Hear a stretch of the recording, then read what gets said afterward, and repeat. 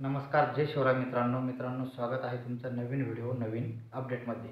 मित्रांनो, सर्वप्रथम तुम्हाला बँकेचा मेसेज आला का ते चेक करा, कारण राज्य शासनाच्या माध्यमातून अतिवृष्टीच्या अनुदानाच्या नंतर आता रब्बी अनुदान मोठ्या प्रमाणात वाटप व्हायला सुरुवात झालेली होती। हे आपण मागच्या व्हिडिओच्या माध्यमातून आणि एका शॉर्ट व्हिडिओच्या माध्यमातून देखील बघितलं होतं।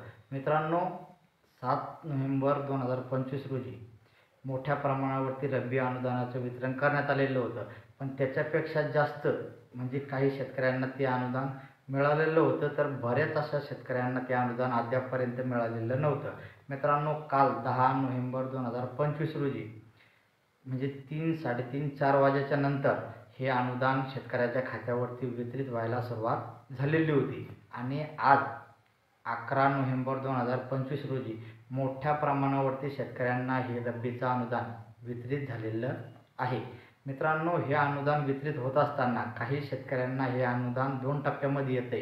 आता जेव्हा तुमच्या तलाठ्यांनी तुमचं जे नुकसान होतं ते 2 किंवा 3 टप्प्यामध्ये वेगवेगळ्या प्रमाणावरती दाखवल्यामुळं काही शेतकऱ्यांना हे अनुदान वेगवेगळ्या पद्धतीनं म्हणजे 2 टप्प्यामध्ये येते, कोणाला 3 टप्प्यामध्ये सुद्धा येत आहे। मित्रांनो, मला देखील 2 टप्प्यामध्ये अनुदान हे मिळालेलं आहे। पहिले माझं अतिवृष्टीचं अनुदान जे मला मिळालं होतं ते देखील मला 2 टप्प्यामध्ये मिळालेलं होतं।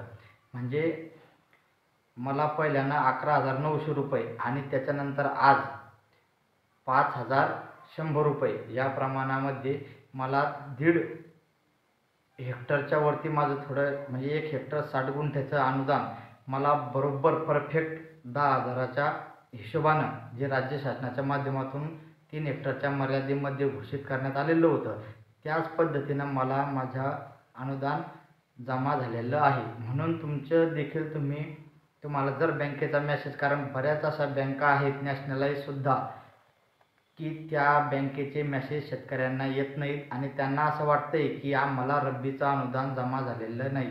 मित्रांनो, हे रब्बीचं अनुदान जमा होत असताना हे फक्त त्याच शेतकऱ्यांना जमा होणार आहे ज्यांना अतिवृष्टीचं अनुदान मिळालेलं आहे। मित्रांनो, जालना असेल, संभाजीनगर असेल या जिल्ह्याचा अतिवृष्टी संदर्भातील जो निधी तो म्हणजे उशिरा जारी करण्यात आलेला होता, त्याच्यामुळं या जिल्ह्यातील पहिलं अतिवृष्टी अनुदान शेतकऱ्यांना वितरित करण्यात येईल, त्याच्यानंतरच त्यांना रब्बीचं अनुदान वितरित करण्यात येणार आहे।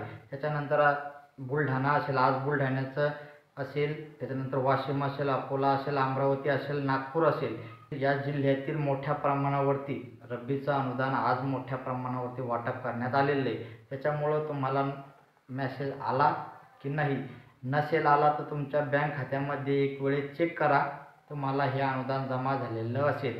आणि नसेलही झालं तरी उद्या आणि परवा येत्या 3 ते 4 दिवसामध्ये हे अनुदान मोठ्या प्रमाणावरती म्हणजे सर्वच शेतकऱ्यांना हे अनुदान वाटप करण्यात येणार आहे। त्याच्यामुळं काळजी करू नका, फक्त आपण अपडेट राहणं गरजेचं आहे। जर तुम्हाला अनुदान जमा झालेलं नसेल तर तुमचे तलाठी असेल आणि तलाठ्याच्या माध्यमातून मंडळाधिकारी असेल यांना तुम्हाला सूचित करणं गरजेचं ठरणार आहे, अन्यथा तुम्ही या अनुदानापासून वंचित राहू शकता।